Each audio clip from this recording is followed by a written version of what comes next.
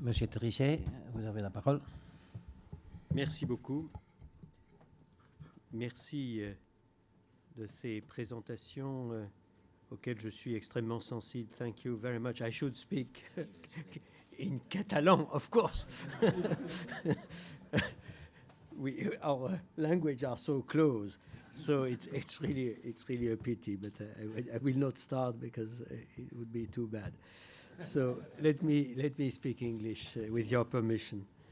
And Mr. President, Mr. Director, Mr. Councillor, again, thank you very, very much indeed for what you had just said, which I share very, very much indeed.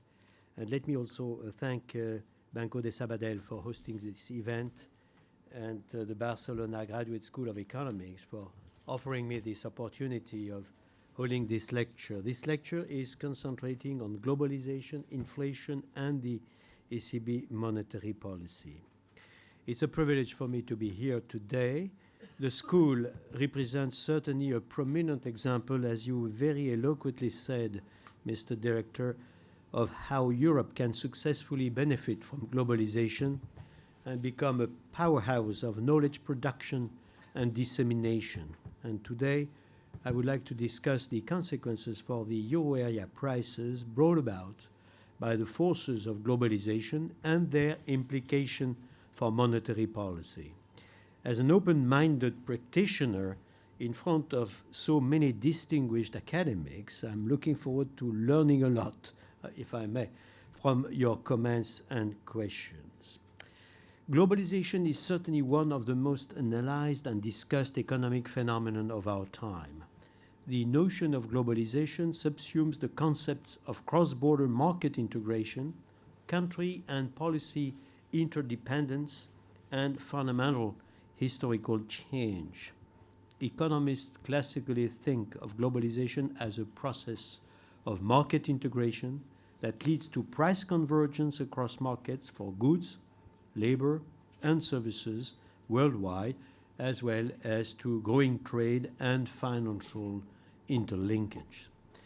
Outside economist circles, however, globalization refers also to a more general phenomenon of growing interdependence between countries, including also technological, environmental, and social aspects.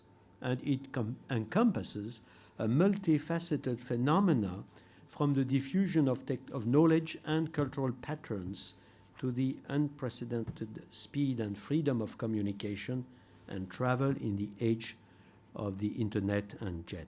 Knowledge and ideas travel much faster than physical goods, and people bits much faster than atoms, a key distinctive aspect of the current wave of globalization compared to previous episodes. A striking aspect is the emergence of what has been called self-organizing collaborative communities, like those that have produced Linux, for instance. Academic economists, of course, know a lot about this, as they have been part of a similar community for a long time, comprising, on both sides of the Atlantic, research university of the US and of Europe. The current phase of economic globalization has also coincided with the reintegration into global markets of China, India, the rest of emerging Asia, and the former Soviet bloc, transpiring into the doubling of the effective global labor force from about 1.5 to 3 billion. For this reason, the current debate about globalization is very often indistinguishable from the debate about the advent of emerging economies and their systemic implications. Globalization brings together in public debate a broad set of policy issues such as trade liberalization and competition from low-wage economies, foreign direct investment and offshoring, international capital flows, immigration, and pressures on labor markets in mature economies. The implication of the global spread of technology, as reflected in discussions about intellectual property rights, for instance, or the protection and promotion of cultural diversity, on the one hand, globalization is celebrated by its supporters because of the higher quality of life it brings about, with very similar words as those Keynes used almost a century ago to describe the high days of the liberal international economic order. I have to say that it is striking to see what he wrote. In August, it was published in the Economic Consequences of the Peace.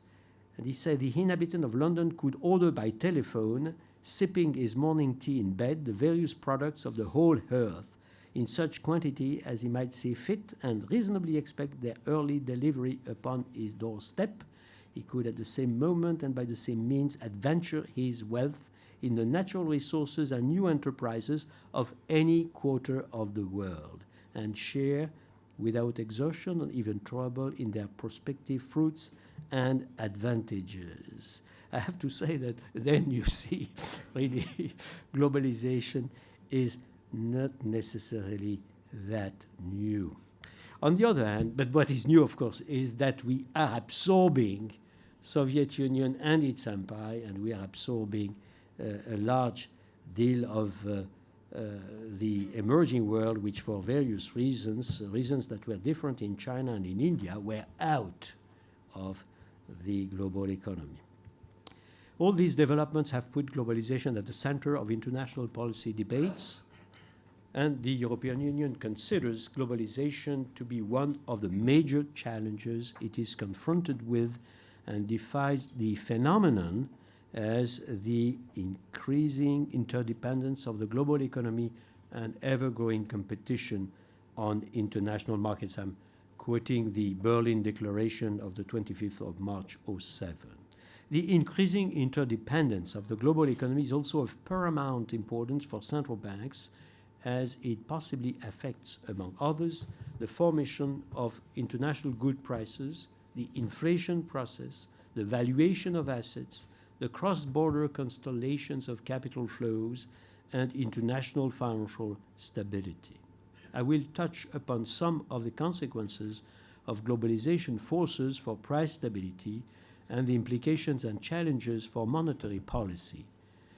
Monetary effects of globalization were already a topical issue in 16th century Spain during the establishment of global colonial empires, when large influx of silver from the Americas led to unprecedented increases in prices, first in Spain, but then also in the rest of Europe, accompanied by substantial external imbalances. Then, as now, the debate was whether inflationary pressures were just about relative prices or should have also implications for the price level.